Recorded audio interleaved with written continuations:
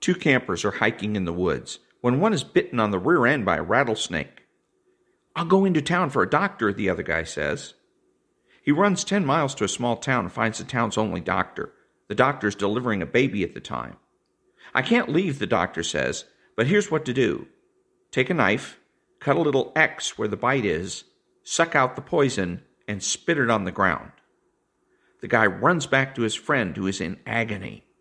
"What did the doctor say?" the victim asks. "He says, you're gonna die."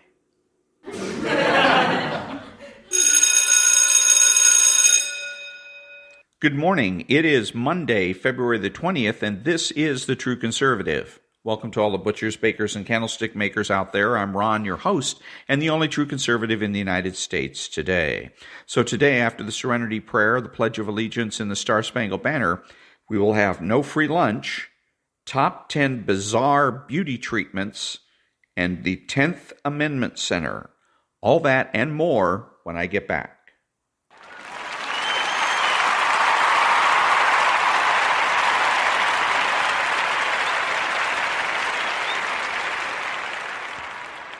God grant me the serenity to accept the things I cannot change, the courage to change the things I can, and the wisdom to know the difference.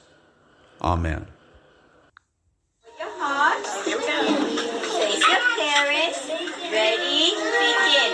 I pledge allegiance to the flag of the United States of America and to the republic for which it stands, one nation, under God, indivisible, with liberty and justice for all.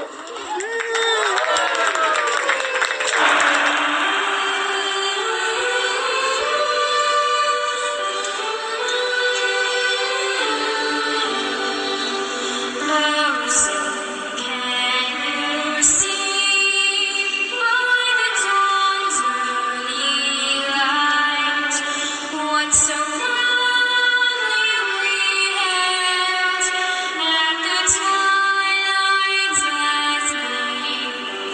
Whose broad stripes and bright stars through the perilous fight, all the ramparts we watched would so gallantly stream, and the rockets was bursting in air, gave proof through the night that our flag was still there. Oh, say does that star-spangled banner yet wave o'er the land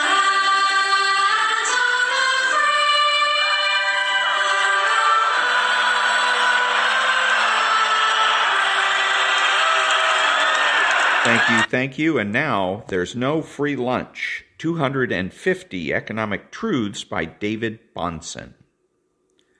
It is Orwellian to refer to newly printed government money as savings. Whatever the merits or demerits of printing press money, it is not the same as savings.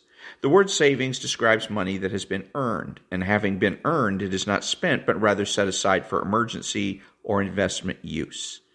The government's new money will eventually destroy traditional savings and will ultimately erode the purchasing power of traditional savings and thus ruin the saver, especially the small saver. Hunter Lewis. Such bastardization of the English language as to refer to government borrowings, printings, or expenditures as savings is, indeed, Orwellian. It facilitates greater government intrusion. But it is also economically indefensible. Savings are always and forever money earned, then set aside as reserves or investment. Government expenditures are always and forever money taken from the private sector out of national savings. And that was There's No Free Lunch. Back in a minute.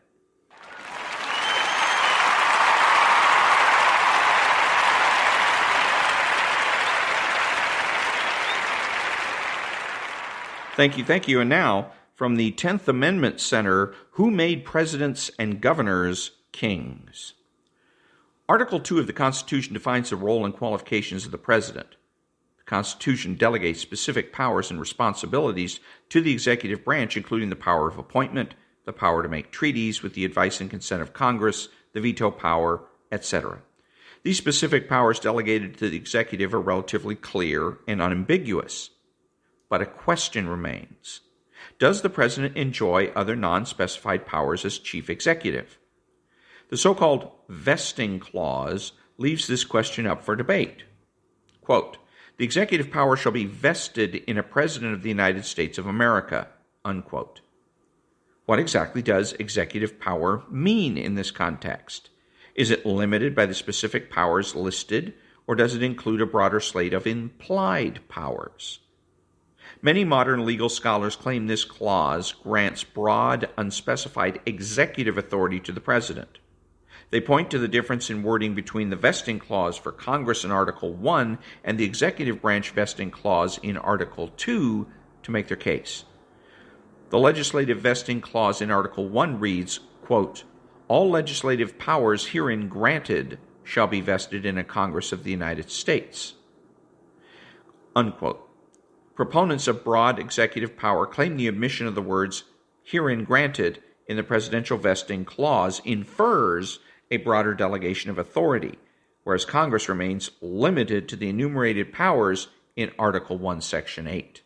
But the idea that the vesting clause delegates broad, undefined powers to the president presents several interpretive problems.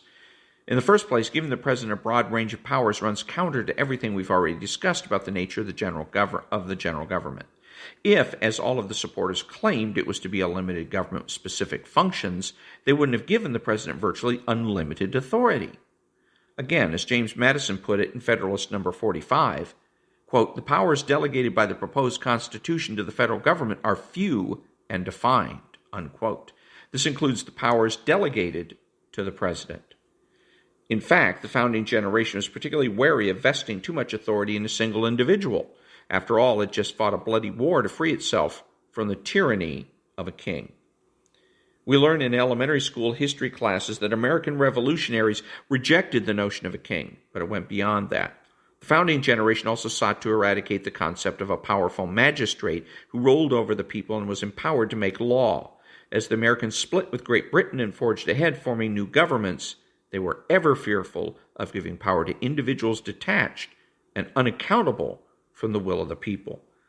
The British colonial governors ruled with that kind of authority. The founding generation would have no more of that. As the people of the states began to draft their own constitutions, they placed very little power in the executive branches. In his book, Creation of the American Republic, historian Gordon S. Wood put it this way, quote, "The Americans, in short, made the gubernatorial magistrate a new kind of creature, a very pale reflection indeed of his regal ancestor. The change in the governor's position meant the effectual elimination of the magistracy's major responsibility for ruling the society." Magistracies. Anyways, a remarkable and abrupt departure from the English constitutional tradition, unquote. This represented a clean break from then-accepted philosophy of government. In the old world, executives wielded tremendous power. Instead, Americans vested their legislatures with the greatest level of authority. Why? Americans feared the arbitrary power they so often saw exercised by magistrates in the past. And as Wood put it, quote, "Only a radical destruction of that kind of magisterial authority could prevent the resurgence of arbitrary power in their land," unquote. The founding generation believed legislatures best reflected the will of the people because they were directly accountable. And as we've already established, the founding generation believed sovereignty was ultimately vested in the people, not in any government institution. Governors and the new state governments were thus relegated to merely executing the laws, essentially an administrative role. John Sullivan served as a general in the American Revolution and later as governor of New Hampshire and a federal judge. He took a break from fighting in the winter of 1775 to pen a letter to Meshach Weir outlining his thoughts on forming a new state government. He warned against vesting too much power in a single person. Quote, And here I must beg leave to observe that however high other people's notions of government may run, and however much they may be disposed to worship a creature of their own creation, I can by no means consent to lodging too much power in the hands of one person, or suffering an interest in government to exist separate from that of the people, or any man to hold an office, for the execution of which he is not in some way or other answerable to the people to whom he owes his political existence." Unquote. This mentality certainly carried over into the drafting of the Constitution, and we should read Article 2 in that light. But today we've utterly abandoned the principles articulated by Sullivan, the principles America was founded on, and returned to the system of an unaccountable, absolute ruler the founding generation fought to free itself from. Modern presidents make laws using their pens and their phones, as Barack Obama put it. They send troops off to war without even so much as consulting Congress. They issue supposedly legal binding edicts and pronouncements, pulling from a vast reservoir of assumed executive powers. But these undefined powers simply don't exist. Proponents of a narrow reading of the presidential vesting clause argue repeating the words "herein granted" in Article 2 would be redundant, and if a broad grant of authority was intended, the further enumeration of presidential powers following would be superfluous. This would violate standard rules for drafting legal documents in place at the time.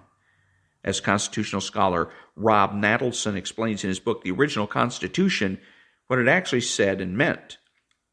Framers of legal documents conveying powers in the late 1700s have followed a well-established pattern. 1. Designation. 2. Organizational details. 3. Enumerated powers. Most colonial charters, the King's Commissions, granted power to colonial governments. The Articles of Confederation and several pre-1787 state constitutions followed this pattern. But if the first section of Article 2 serves as a broad vesting clause in the same sense modern scholars claim, it presents a totally new and unique structure fitting no earlier precedent. As Nadelson put it, quote, "An interpretation that fits prevalent drafting customs is far more likely." Unquote. Furthermore, simply saying the president has executive power doesn't really mean anything. Executive power wasn't specifically defined in the founding era. It was a general term. Executive officers in the British and colonial systems exercised varying levels of authority and operated within different spheres depending on the particular office. There was no list of specific executive powers that were common to all executive roles that anybody can point to. Therefore, the term executive power standing alone has no real meaning. It follows that we should read the vesting clause as merely a general designation of the president's role further defined by the delegated powers that follow, not as a general grant of power. It is simply unthinkable that the founding generation would have imbued the president with a vast pool of undefined powers to define and exercise as he saw fit. Tucker outlined executive authority in this limited sense in view of the Constitution of the United States. Quote, "The powers, or more properly duties, of the President of the United States are various and extensive, though happily abridged of many others, which are considered as inseparable from the executive authority in monarchies. Of these last, we have had frequent occasion to notice such as are transferred by the Constitution to the Congress of the United States, and of those which are assigned to the President." Tucker goes on to list the duties specifically delegated in Articles 2, Section 2 and 3, and he offers no hint that any additional broadly defined executive powers exist. Within the constitutional structure, the president lacks any authority whatsoever to issue edicts, write rules and regulations, or legislate in any manner. In an essay known as Helvidius No. 1, James Madison clearly states the president's power extends only to putting existing law into effect. Quote, "The natural province of the executive magistrate is to execute laws, as that of the legislature is to make laws. All his acts, therefore, properly executive, must presuppose the existence of the laws to be executed." Unquote.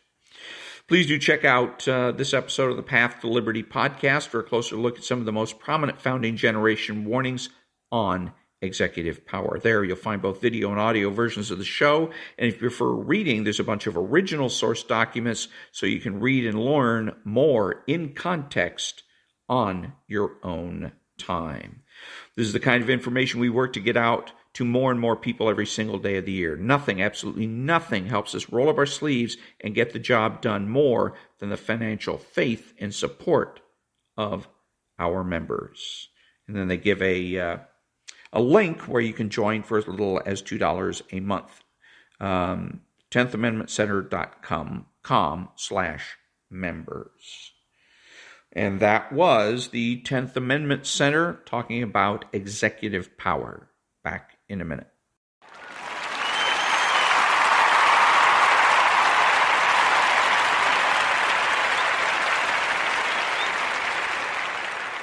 Thank you. And now, top 10 bizarre beauty products from the book, The Ultimate Top 10 Lists. Number 10, human-derived collagen injections. Collagen injections are used to smooth out frown lines, crow's feet, wrinkles, and smile lines, as well as to give the appearance of full lips. Like Botox, this procedure is quite common, but the main ingredient is just bizarre. There are two main sources of collagen, a protein responsible for skin strength and elasticity: bovine, cow, and human. About 3 in 100 people experience an allergic reaction to bovine-derived collagen, which has prompted manufacturers to source collagen from aborted fetuses, placentas, and donated cadavers, as the probability of an allergic reaction is virtually non-existent. Possibly the most morally outrageous source of collagen is the rumored harvesting of collagen from executed prisoners in China, taken without the consent of the prisoners or their families, and exported worldwide for socialites to shoot into their faces. 9. Botox injections. While the Botox procedure to prevent frown lines and wrinkles may sound fairly normal, what you're having injected into your skin is quite bizarre. Botulinum toxin, Bo plus tox equals Botox, is one of the most poisonous naturally occurring substances on the planet and the single most toxic protein. Eating food contaminated with Clostridium botulinum can lead to serious food poisoning. The fatality rate is 5 to 10%. 1 microgram is lethal to humans. The amounts used in cosmetic procedures are consequently very small. 8. Snake venom cream. The neurotoxins produced by members of the cobra family of snakes, and some vipers and rattlesnakes, act on prey by blocking the nerve impulses to the muscles and inducing paralysis. Realizing that snake venom could produce a similar effect to that of Botox, the beauty industry has come up with a synthetic form of snake venom that is applied to the face as a cream rather than injected. It is meant to be safer and less invasive. The venom that was used to create the synthetic version comes from snake farms in Brazil, where thousands of snakes are milked for their venom.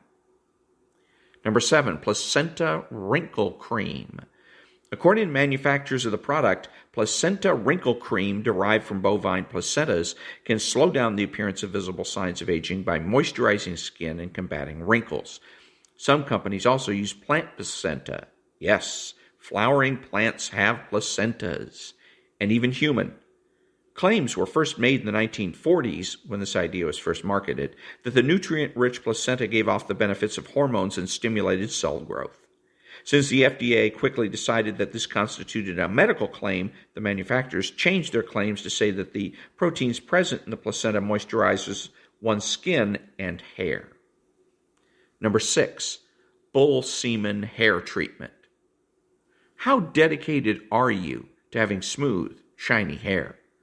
If you're serious enough, there's the option, in the UK at least, to have a hairdresser massage bull semen into your scalp. The reasoning behind this revolting idea? Hair is made up of protein. Although essentially your hair is dead, and some proteins can help form a protective layer around the hair. Some people thought it would be a good idea to market protein treatments as a way of keeping your hair healthy. The supposedly ultimate source of concentrated protein? Bull semen. Number 5, bird poop facial treatment. There's an old Japanese beauty secret making its way over to the Western world.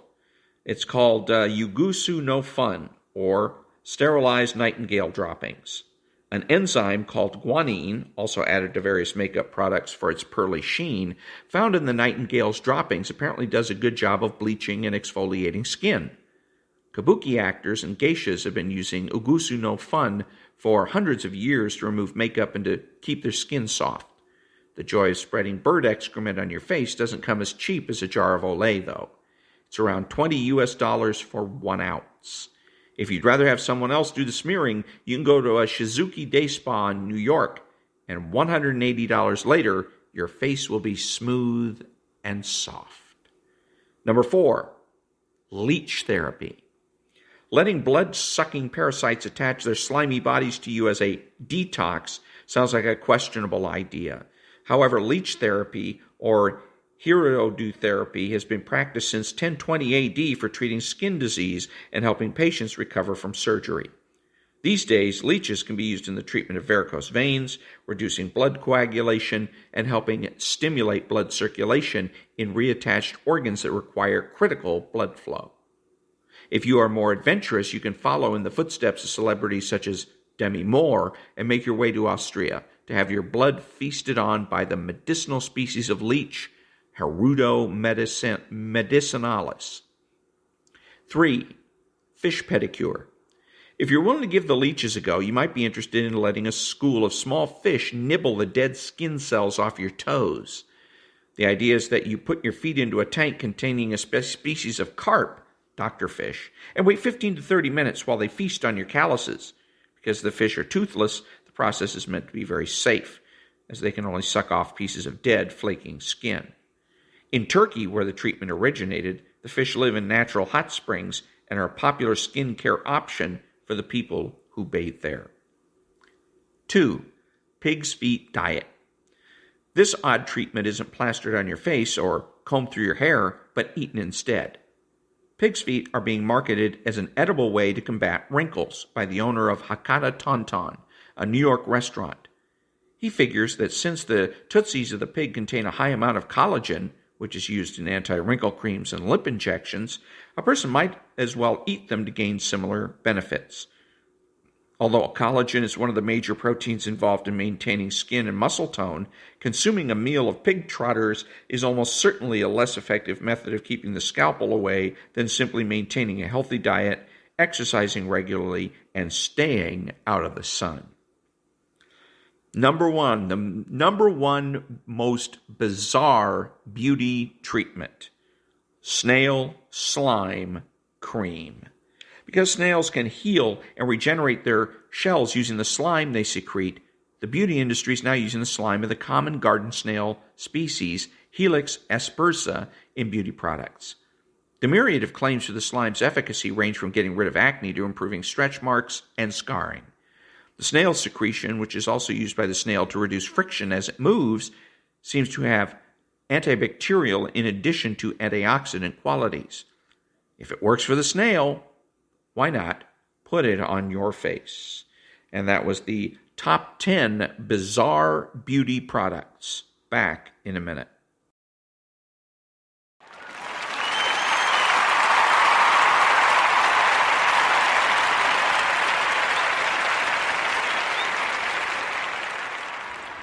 Thank you. This is Ron, your host, the only true conservative in the United States today, bidding adios to all the butchers, bakers, and candlestick makers out there. Until next time, remember that the left has no authority, no power, and they can't win.